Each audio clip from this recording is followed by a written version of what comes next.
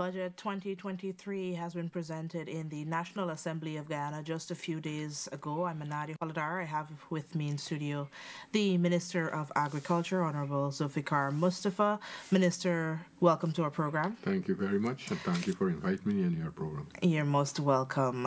Ever since the announcements that have been made for our nation and as well as your particular industry, the agriculture sector, there has been action on the ground in many different aspects already. But before we get into talking about particularly what's happening with agriculture and the allotment for 2023, let's talk about the ministerial task force that was set up in 2021. We're approaching that 2-year mark. Guyana and our president, Dr. Irfan Ali, taking the lead on that. Where are we in terms of achieving that food security mission we're on and reducing our import by 2025? Can you elaborate on how much work has gone into that so far? So first of all, I want to say I'm very proud that Guyana today, many countries around the region is listening to Guyana. Because when I became Minister of Agriculture, when we assumed government in August of 2020, agriculture and food production, that responsibility was given to St. Vincent and the Grenadines. And since the formation of CARICOM, Guyana always holds that responsibility. And as a country that produces a lot of food, a country that normally termed the breadbasket of the Caribbean, that was a disgrace to us. And I'm very happy in the way that our president handled the situation, and he was able to rescue that position once again from St. Vincent and the Grenadines. And with his leadership in that sector, we have seen a renewed interest, and we have seen new interests from countries around the Caribbean to get involved in agriculture and food production. And what I am saying here, because Guyana today is leading that charge, and as you rightly said, we are chairing the ministerial task force that was set up by CARICOM heads of government to see the reduction of the food import bill by 25% in 2025. And as you rightly said, that we are almost 2 years in the formation of that task force, and I think we have made a tremendous progress so far. What we have done, we have prioritized a number of high-value commodities that the region normally imports, and we have targeted those commodities to reduce the import of those commodities so that we can reduce the food import bill of the regions by 25%. And when you look around the Caribbean today, as I said, we are progressing very well. We have seen a number of areas where countries have embarked on new production. Countries have started diversification in their sector, and especially our country, Guyana. What we have been doing, for example, we are self-sufficient in poultry needs, in our poultry product. But we want a linkage, and that linkage means that we have to be a net exporter. But if we want to export poultry and poultry product, we can't import feed. That is why we started the planting of corn and soya. Last year we would have planted 125 acres that have now improved to 1,000 acres, and by the end of this year, hopefully, or by mid this year, we'll increase that to 3,000 acres. We are hoping by 2025 we can achieve 15,000 hectares and we can have 15,000 acres where we will have 2 crops per year. That will satisfy the local consumption and at the same time be a net exporter. We have and we are working very, very closely with the private sector to get that objective realized. And that is one area I mentioned. In a number of other areas in Guyana, food production, we have started, for example, we have been working with the rural farmers to produce brackish water shrimp. And that's another success story for us as a government. The president and the vice president would have spoken to me and said that, look, let us work with these farmers to see how we can develop that sector. And we started out, and simple things we did. Very simple things. We enhanced the pond, we did the infrastructural work, and today we have increased production of brackish water shrimp from 10,000 kilogram to 83,000 kilogram at the end of December, or last month. And we are only 80% completion, completed. We have completed that project. So in another 20%, we will reach almost the amount that we set ourselves, 120,000 kilogram monthly. That's a tremendous achievement for us, because those money are monies from that sector. Those money are circulating in the rural communities, creating more employment for rural population, places that doesn't have much opportunities, so to speak, where you have large industries, and you are seeing more and more money are being circulated. And when you look at the other crops that we have been started, like for example, coconut is another priority crop. Generally, meat and meat product. All right, we are improving all the sector. You know for a fact that we have an agreement with Barbados to start the production of black belly sheep. We want to create a brand in this part of the hemisphere to replace the New Zealand and Australian lamb, so that the Caribbean can have its own brand of black belly. So within Guyana and Barbados, we have that agreement. We have almost received 50% of the 1,000 sheep already, and we are hoping by the first quarter of this year we will receive the other amount, so that we can start roll out the project. Then we are looking to do the high value crops. The president would have launched last year with young people, and we want to bring young people into agriculture. And our program, when you look at our program, is a program that encompasses a lot of projects where we can bring in different sections of the population. And in agriculture, many young people see it as a stigma, so to speak. They see it as agriculture as an activity for old people, or people who didn't went to school or things like that. We want to change that perception. And we did an analysis in Guyana, and when we have a number of graduates coming out from the Guyana School of Agriculture and the University of Guyana, people with agronomy, people with degree in agriculture and things like that. But they have not been involved in agriculture. They are doing clerical work behind a desk. And we want to change that outlook. And what we did, the president launched the Youth Entrepreneurial Program, and we have close to about 100 young people, graduates, started the shade house. We already built 54 shade houses at Monrepo, and we'll replicate that across the country. The young people have already started the production of high-value crops like cauliflower, broccoli, carrots, lettuce, bell pepper. And 2021, we would have imported in Guyana $2.6 billion of these crops.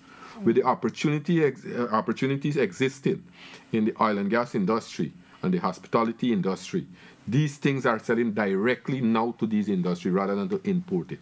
So you could see the commitment of the government of Guyana in launching these projects. And then we're going into other areas. For example, we now are looking to improve our genetic in the livestock industry.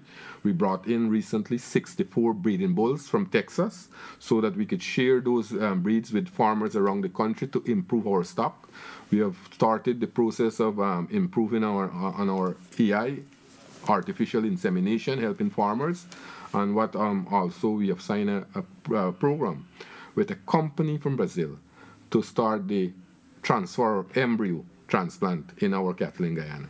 I'm mentioning these things because all these things encompass the 25 by 2025 initiative. And this came about because of Guyana proactiveness. Last year, we had that very successful investment forum on exposition. And I think because of that, we are now seeing the fruit of that. Many investors are lining up to come to Guyana. Only 2 days ago, I had a discussion with the Israeli group. They will be coming to Guyana to do hydroponics. We have been helping also our CARICOM brothers and sisters. I sent technical teams to Trinidad and Tobago, to Barbados. Right now, we are helping Barbados to start the production of brackish water shrimp. We are helping Trinidad and Tobago to look at aromatic rice. They start the coconut industry. So these things you are seeing now, countries that depend on tourism to build their economy are now moving away, because we have seen what happened during the pandemic. Many countries would have had a lot of funds, a lot of money, but they were unable to procure food because there was a scarcity of food. And we in Guyana, we are producing 60% of the food that we are consuming, which is good, which is a good thing for us, but we are not satisfied as a government. We want to produce most of the food, or even not all the food that we are consuming. So in the coming months, you will see a number of new crops coming on streams. So things like even wheat. We are now looking at the trial of wheat. We are looking to do biofortified rice, where we grow the zinc in the rice. So the agriculture sector is taking off rapidly.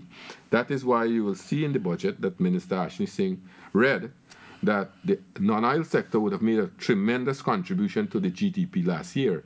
And that's a massive improvement from where we came and where we are now. Because not so long ago, you would have known that in 2017 and 2018, the then government said that things like rice production or involving rice activities are private business. And we would have put a lot of money and a lot of funds in these sector because when they produce, we know that we can bring in more revenue.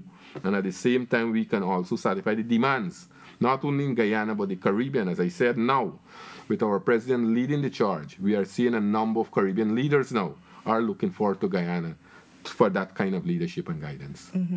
You mentioned about the Agri Exposition and Forum last year. Are we looking towards having one in Guyana this Definitely, year? and we'll be home by the middle of this year, hopefully. We'll have the other one in Guyana, or the second one in Guyana, which I'm hoping to be bigger and better, where we'll not only have Caribbean and North America, but places from Europe and Asians who come in, because as a matter of fact, the president, when he came back from India a few days back, he set up a committee which I will be heading for representing Guyana with some other local members and India, where we will collaborate on a number of issues. For example, Guyana, we want Guyana to be a food hub. We want to set up a food hub in Guyana. We want Guyana to be a country of produce food. We want, a lot of production, or a lot of produce that we have been getting from Guyana have not been exporting. So what I have been doing, and I will talk to when we reach in this year's budget what we plan to do.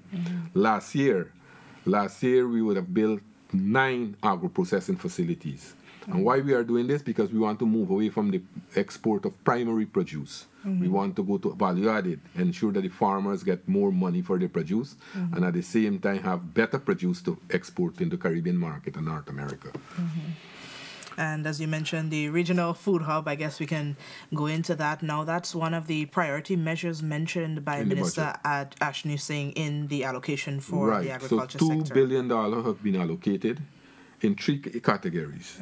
As you rightly said, the food hub is one, improve technology in the agriculture sector, and also increase areas or coverage or production in the hinterland community. But this year we are looking to ensure that we build the food hub right here in Guyana. We have visited the president, myself. I accompanied the president and prime minister of Barbados to the state of Roraima. We have had discussion with the governor in Roraima.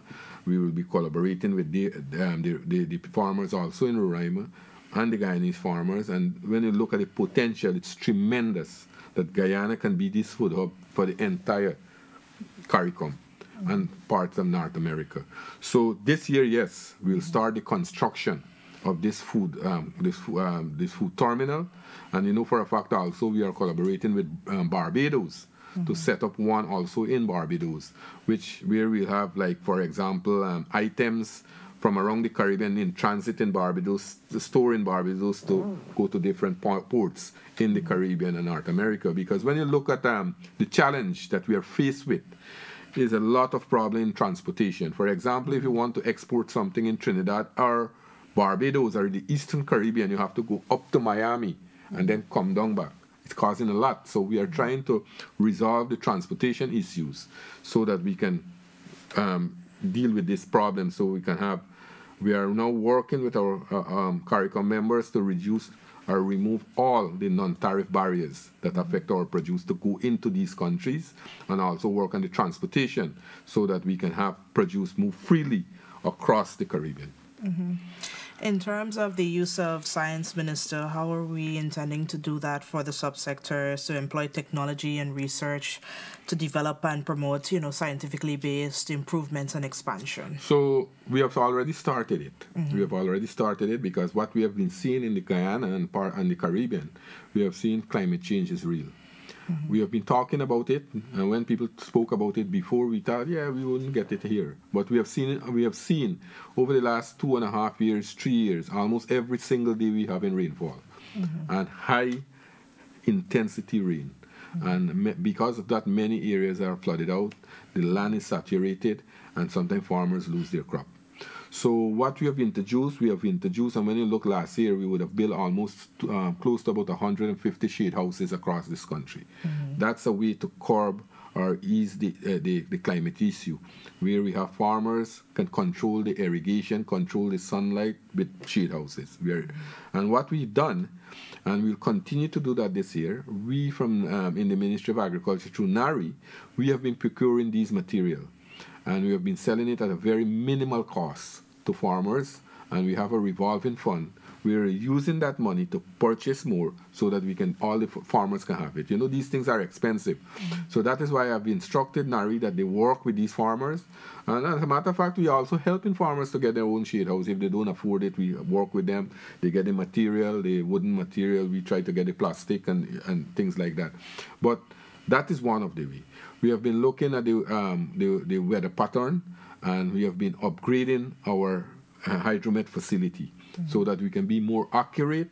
And what I have asked the head of hydromet to do to ensure that we have groups across the country so that we can share the weather information with these groups. Farmers can know what is expected, when they can plant, how they can, when they should reap, and things like that. So those things we have been doing, and what we have been doing, we took out the VAT and agriculture machinery, pesticide, and equipment. Now, there are a number of drones coming in the country for agriculture purposes. People using the drone one to do spraying. They're using the drone to throw seeds in the field, things like that. They're using the drone to do inspection, get real-time pictures. So, and when you look at it, you have one person can operate in a 20-acre field rather than get 10, 12 persons.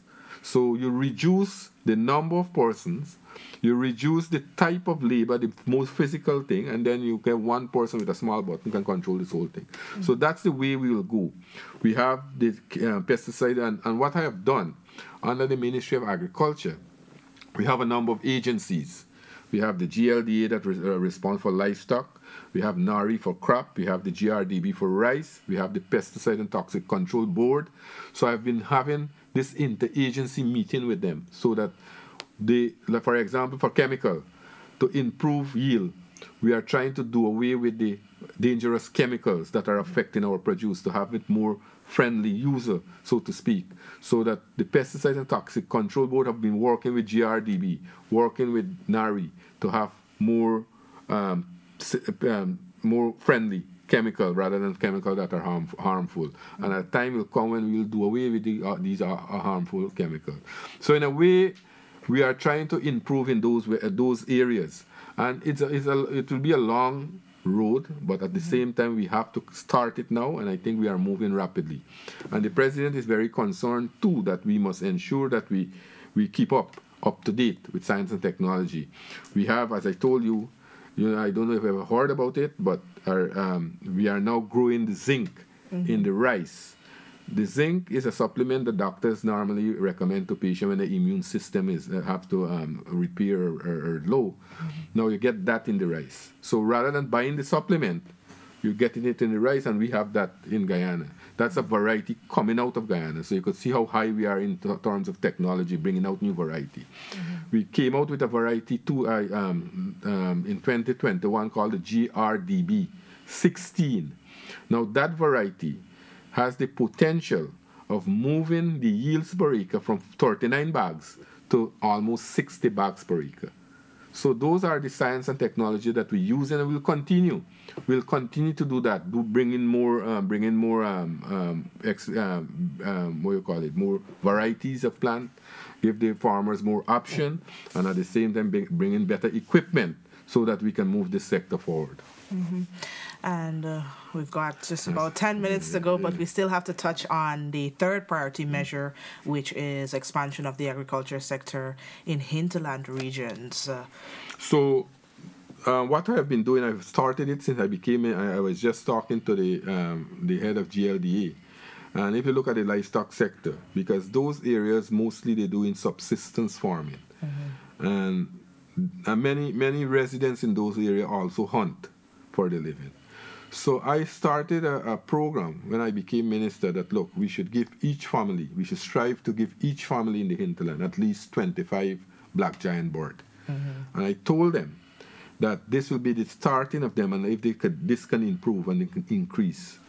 So far, I have shared out almost 33,000 Black Giant Boards in the hinterland community. I am hoping that we can before the end of this my term, or before the next 3 years, we can share out in all the hinterland community. I have also asked that ANARI work closely with the village council and all the planting materials, that we make it free of cost, so that we can expand agriculture in this community. And what I have been doing, in my outreaches around the country in the hinterland, I have been meeting with this community, and I asked them to concentrate on a few crops rather than to concentrate on everything. So for example, Region 1, I want to make Region 1 the spice area for us, where we can produce all the spices. I supplied ginger. We bought $20 million in ginger material for them to start production there. I am looking, they will increase black pepper, turmeric. So Region 1 is an area, although they will still plant crops that can help them to maintain their livelihood, but these are crops that will bring them a lot of money. For example, Trinidad and Tobago want all the spices, want all the ginger. Right here in Guyana, you would know when you go to the market, there are demands for ginger. So these things are very lucrative for farmers. So I'm hoping to do that. In Region 9, the president went on an outreach. I myself went on an outreach, and we gave a number of planting material, things like cassava, root crops. So I've asked them in certain parts of the interior that let us concentrate on these crops, which could bring you better income. Because right now I have been speaking to the private sector in Barbados and Trinidad and Tobago.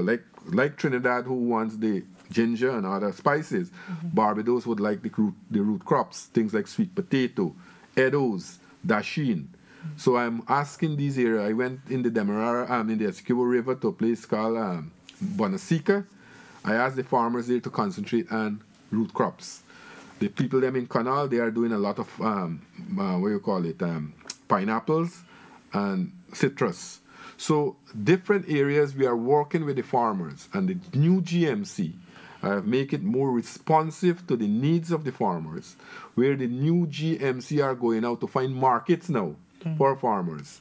So rather than the farmer have a lot of these produce and they throw it away when they don't sell, we are now looking and find market for these produce. So it's a new thing that we implemented, and I'm hoping that this can bring a lot of benefit to the farmers. At the same time, last year, as I said, almost 9 agro-processing facilities. We are now commissioning these facilities. We are having equipment in these facilities to enhance and bring value to the farmers' produce. So what I've been doing too in my outreaches and with the extension officers, we are asking the farmers to change the culture that we have in Guyana. Rather than take the produce from the market, from the farm to the market, take it to these agro-processing facilities. It's a day or two more you have to wait, and then get better or more money for your produce. So these are things that we are best practices we are trying to implement in the agriculture system. You know, culture is very hard to change sometime, and we have been in these areas for centuries. But I feel that when you sum up and look at the agriculture sector, we have the agriculture sector is moving rapidly, and this is a great achievement for us last year, where we have seen double-digit growth in the agriculture sector. And with the island gas that we have, I have been making this point that we, as a government, is not only concentrating all our eggs in one basket and say, wait until the island gas revenue comes in stream, but we have to make agriculture more attractive. And I have seen a renewed interest in our country because there are more demands for land now. Farmers are coming out who would have called it a day prior to 2020 August are now coming back in droves to get involved in agriculture. So the agriculture sector, I think we'll have to do a number of other programs to continue what we have, right? But quickly, I know you want us to get in this year's estimate, so we can go to that if you want. Indeed. With all the work that has to get done, your sector has been allotted a total of 33.3 billion. We touched on a number of those important measures. But if you were to give us an idea to expand and develop this sector and to encompass all the projects that are falling under that allotment, how many employment opportunities would be created for First of Guyanese? all, I want to say that I haven't touched on this as yet, although we would have had a low production last year in the sugar industry. I am very optimistic that hopefully by the end of this year we can rebound and we can see an increase in production. But when you look at our manifesto promises that we have made when we went to the electorate, I think in the agriculture sector, and generally, I think we have already completed almost all the commitment and promises we have made in the manifesto in less than 3 years. And that's a tremendous achievement because governments sometimes take decades to complete one term of commitment that they would have made in their manifesto. We were able to complete almost all in the 3 years, or less than 3 years. One major one in the agriculture sector was the reopening of these closed sugar estates, and we are sticking to that. What we have been doing, we are right now we are concentrating to reopen Rose Hall. We have re-employed almost 1,800 workers who were dismissed by the AP and UAFC government. Those workers are once again beneficially employed in Rose Hall, Skeldon, and in more. We cannot reopen Wales. You know they have destroyed Wales, and Wales is slated for a massive development with the Gas to Shore project, and that will create hundreds, thousands of jobs there. But when you look back at the rural economy, things like the village economy, places like Rose Hall Estate, there are nothing there for people to do when the estate was closed. Families were broken up. Many people were unable to continue to send their children to school. Things like telephone services and water services were considered luxury. We are seeing once again life in the community, and that's a tremendous. And those are the points I've been making. When you see Gaisuko, and an entity like Gaisuko, and you look at it for profit and loss, that is not the way to look at it. Yes, it's a business, but it's a state entity. When we had the financial crisis in the world, we saw President Obama would have given to GM Motor subsidies to keep jobs, right? Because when there's people dismissed, you have a lot of social ills taking place in society. So in Rose Hall and more and Skeldon, we have seen a number of workers that have already been employed. I am hoping by the end of this year, the second crop of this year, we'll be seeing the operation once again of Rose Hall Estate to start to produce sugar. So that's an achievement. So right there in the sugar industry, we have seen almost 1,800 persons being re-employed, jobs being created. Then when you look at the other sectors, I just spoke about the brackish water shrimp, another success story for us. Hundreds of people are employed in that sector too. And then we have seen increase. Last year we have seen a growth in the rice industry by almost 8%. More workers have been employed, more people are getting jobs in these communities. And generally as a government, we have employed a number of persons. You know that the president and vice president would have rolled out the part-time job too, where almost 10,000 people or more have already been employed in that program. So generally in the agriculture sector, all other sectors, the construction sectors, the oil and gas sectors, we have seen thousands of employment being created since we resume office. So and we'll continue, because what we see, and you mentioned the figure, $33.3 billion that we have in the agriculture sector, in the D&I sector alone, we'll be expending $19.7 billion. So that money, and I mentioned and told you that we are seeing climate change is real. We have to prepare our system because we are below the sea level. We can't depend on only gravity drainage. Now when we have heavy rainfall, we have to ensure that we have 24-hour drainage system. That is why I'm striving to put these sluices, pumps. So when the sluice closes, the pumps can come into operation. So we are looking to continue the modernization of our D&I system.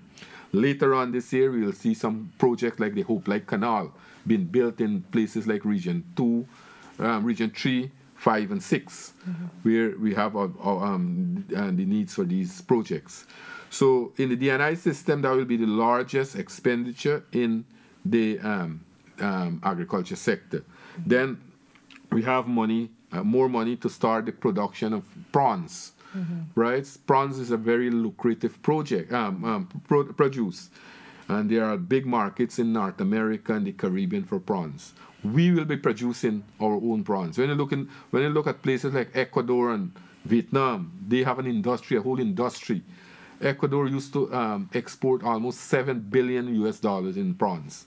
We are hoping that we will build that industry right here in Guyana. That will be a new industry for us, like what we are doing in the corn and soya or the high-value crop. That will create hundreds of jobs. We start the production of fresh roses. And I feel I didn't mention it when I spoke about last year's project.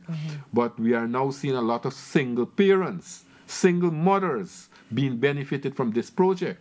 Because we are selling and we are producing now almost 400 roses per week at Nari.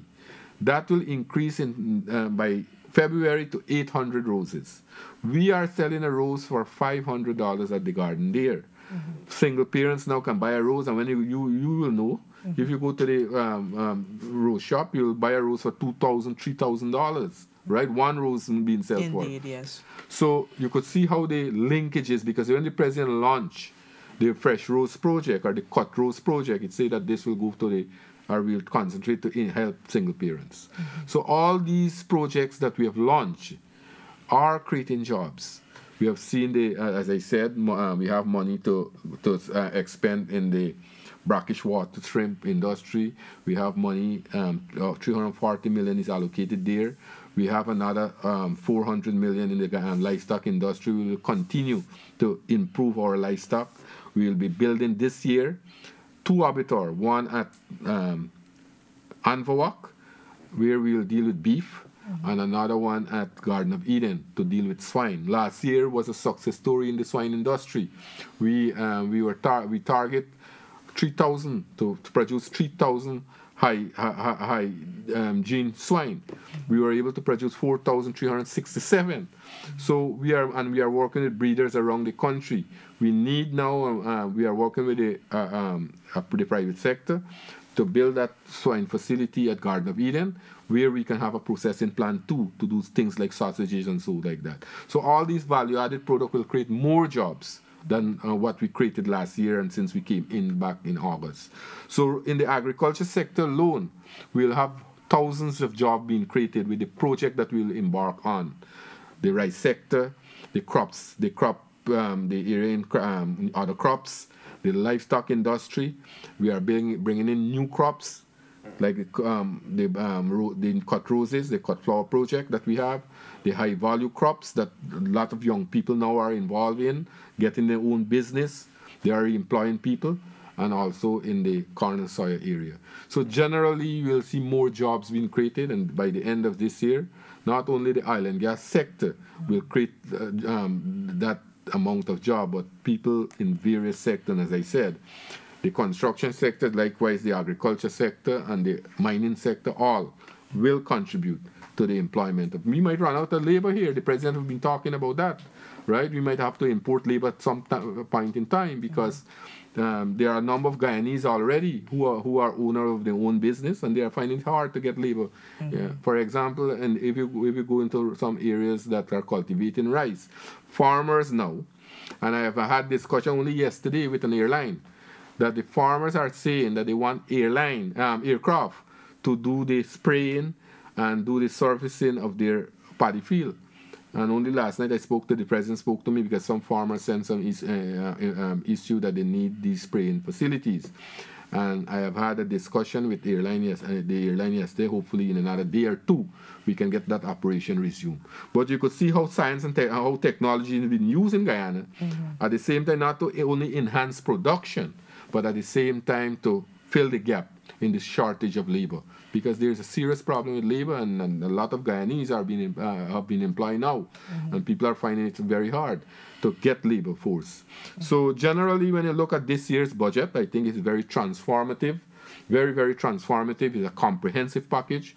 It has, as Dr. Ashley Singh rightly says, a Guyanese budget, a budget that has benefit for every single sector.